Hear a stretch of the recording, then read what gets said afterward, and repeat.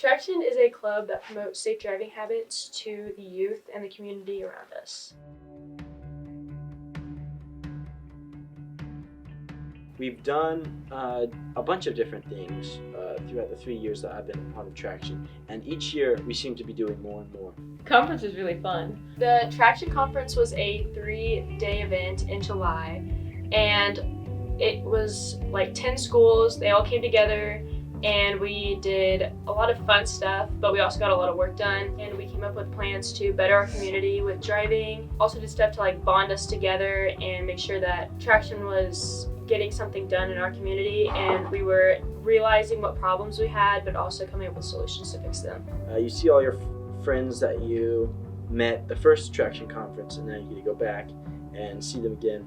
So I'm really looking forward to that. I think it'll be a lot of fun, and I'm glad to share my club's achievements with the whole conference as a whole.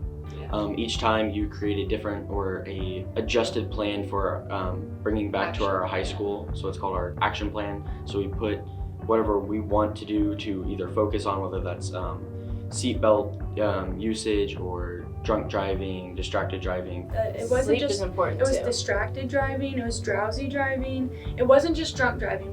It was a very collective experience. We learned a lot there. Set a goal, and then we create ways or find ways to fix those problems that we see in our community and high school. About the end of January, we had a crash truck that was out parked on the front lawn. So that truck was a real crash, and the driver was seat belted, and the question was, did he survive? Because he was seat belted, he did survive that crash and was able to walk away from it. You need to wear your seatbelt for your safety. MoDOT sponsored our cup campaign for Traction, and we actually put those signs up. We had BU for buckle up and then PD for phone down, and we spelled it out in orange and blue cups. We put it up at the football stadium on a very busy night so that lots of people would see it, and we actually got a lot of notice from that. A lot of people noticed it, and they were like, oh, that's really cool that you guys are involved, and we told them that we had to come out earlier that evening, and it was like a team bonding experience for all of us to do that together. The homecoming float was really fun to make. I mean, we got spray paint, and we just started like spray painting all of it. We got like signs and like balloons and whatever. We just made it fun. We were able to get a trailer through our SRO, who is one of our supervisors for this team. We also had Sergeant Andy Bell there with us, right behind us, going and riding along with us. The day that we started working on the homecoming float was really fun. We got all in this warehouse garage thing by the PD. We decided that we were going to use all neon colors because that was our homecoming theme, and so we took the wood that we had and we spray painted it all like camouflage neon. It was so funny.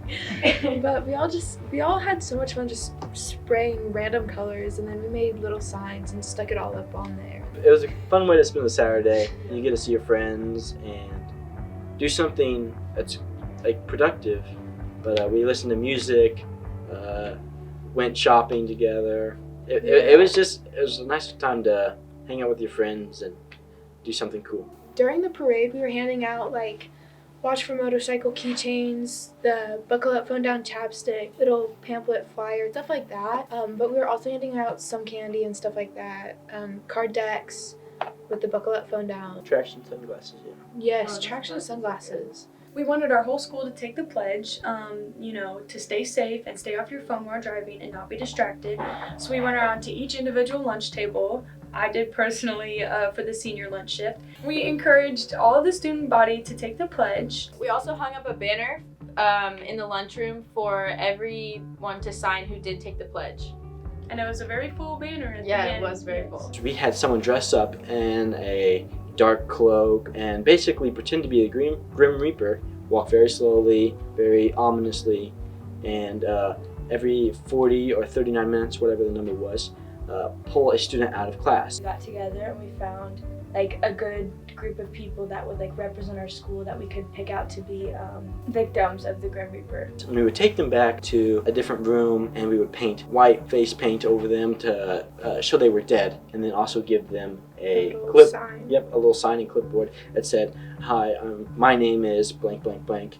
I died from whatever, texting and driving, drinking and driving," to show students how their peers could be affected by traffic accidents. This was a project that we put a lot of work into, and all that hard work and effort wasn't just from us as a traction team. The person that we chose to be the Grim Reaper obviously, had to stay in character and had to not be too affected by the challenge that we're doing. And Officer Ramsey obviously had to put in a lot of work for us. There's one person we could not do this without. We can't forget to mention Byron Brooks. He's helped us tremendously with filming and editing and getting everything together. So I was the editor and producer for the Grim Reaper project. We didn't have a person to be the Grim Reaper, which would be, death. So I called my sister and hey, do you want to be the Grim Reaper? And she said, yeah. I played the Grim Reaper, and the Grim Reaper was a really great experience for me. It gave me a glimpse of what would actually happen if one of our students was killed in a car accident. Before I played this part, I knew what traction was. I wasn't a part of it, but then whenever I got in the classroom and all those people were there, and it just wow, this is a really good organization. These kids are helping people out and how to take things seriously while driving. I didn't really get to experience firsthand the effects. As a producer and as an editor, I had to stay in the mindset of, hey, you're not here to be part of the project, you're here to be the cameras. I talked to a lot of the classes about what was happening, and I know Court did too, but the people who talked was mainly Haley, Court, and I, and we would walk in and tell them what was happening after the Grim Reaper had taken the student out. We just kind of gave them the rundown of, hey, this is why this happened, this is how often it happens. I was more behind the scenes, but I did, at the end of the day, say an announcement to the whole school. Stay safe, remember anything can happen. One of the people that we chose to be part of the Grim Reaper project has both parents involved in the high school.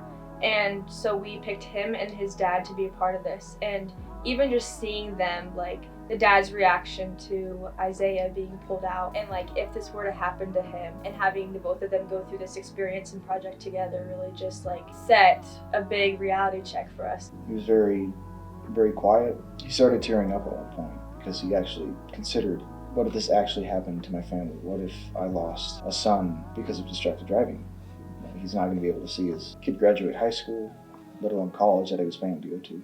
It made me think back to, I was in 7th grade. An accident that happened after school one day. One of the classmates who went here, A high school freshman, was walking home, and one of the other students was driving and lost control of the car and tragically hit Corey Turner. It cost Corey Turner his life. Since then, we've had this coalition to try our best to prevent things like that from happening. That was such a rough time. We got together before school sometimes, and we would pray as a whole community. It really affected a whole lot of people. I'm never going to forget that day. I didn't even know the guy, and yet I still felt the effects of his death. That's just one individual. If he can completely change a community and a town and their outlook on driving, then imagine what would happen if 2 students or 3 students were involved in an accident. It's not to be taken lightly. For me, it was kind of like a flashback to a couple years ago. I was in middle school. I think it was 7th or 8th grade. My older brother, Hunter, he was supposed to drive me to school one day. And I overslept, thankfully, because my brother hadn't gotten enough sleep that night and was driving on the highway from Raymore to Harrisonville.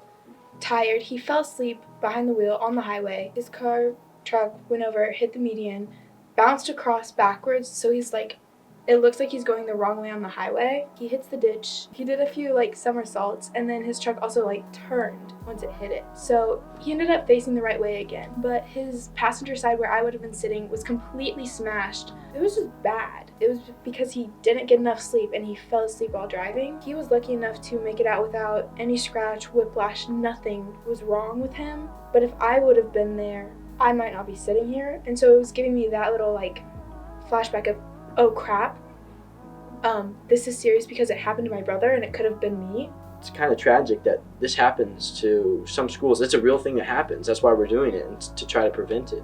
And it's really, I don't know, it opens your mind to see a new side of things. Hey, this is a serious thing. We need to take this seriously, and we need to do anything we can to prevent it. So hopefully it just is cringy and this never happens. Because honestly, I'd much rather people think, oh, that was so lame, instead of I wish I would have listened.